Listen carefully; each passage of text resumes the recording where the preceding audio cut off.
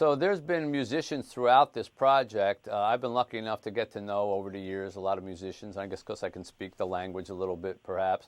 And so when I wrote this book, I asked a number of them if they would participate with me. Wynton Marsalis, Paul Stanley from Kiss, Lyle Lovett, Darlene Love, Tony Bennett, Burt Bacharach, Roger McGuinn, a bunch of others. And I write as them in the book. They come to Frankie Presto's funeral, which is where the thing begins, to pay homage to him about how great he was. And he influenced them at some point or another. And I wrote as them incidents that they had in their lives with Frankie Presto. So maybe he was in their band for a couple weeks, or maybe they found him on an island when he was down and out, or whatever the case may be.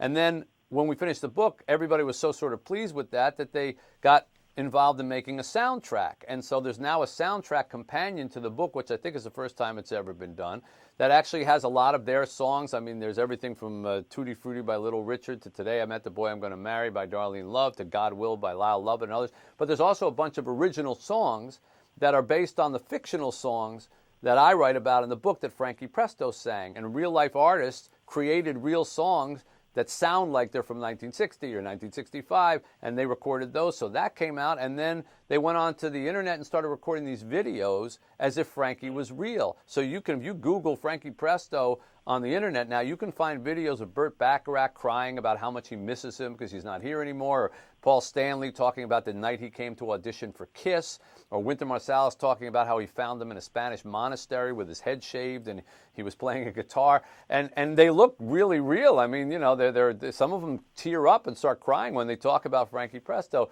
So it's become like this Zelig, Forrest Gump kind of experience, which has been a lot of fun with these musicians who have a great sense of humor, along with wanting to spread the message about how music and all talents can affect one another in our humanity.